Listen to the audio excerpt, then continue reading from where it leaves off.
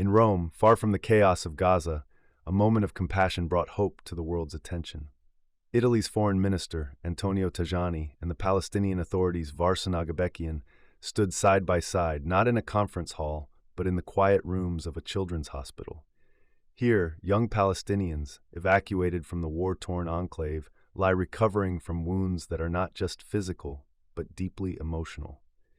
These children, scarred by bombings and displacement, carry stories too heavy for their age and eyes that reflect a childhood stolen by war.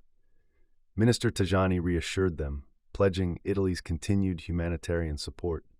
He announced that once a ceasefire is reached, Italy will send not only medical aid, but also doctors and university staff, offering a future that extends beyond survival toward recovery, education, and hope. For the Palestinian Authority, Varsen Aghabekian's visit was equally symbolic. Her presence underscored the urgency of global solidarity, reminding the world that these children represent an entire generation at risk of being lost if peace does not prevail. The backdrop to this visit is one of unimaginable tragedy. Since Israel's assault began in October 2023, more than 63,000 Palestinians have been killed, entire neighborhoods reduced to rubble, and families forced to flee their homes again and again. Humanitarian agencies now warn of man-made famine, a silent killer adding to the suffering of Gaza's people. Yet, within the hospital walls in Rome, there is still resilience.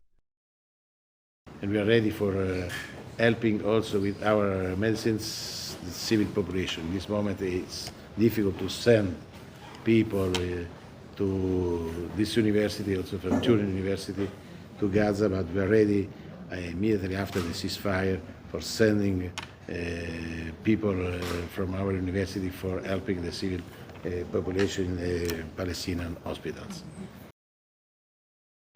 These children, though far from their homeland, are symbols of endurance.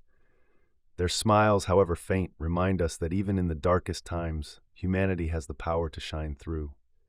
This visit was more than diplomacy. It was a call to conscience, a plea for leaders worldwide to act swiftly, to end the suffering, and to ensure that the future of Gaza's children is not defined by war, but by peace.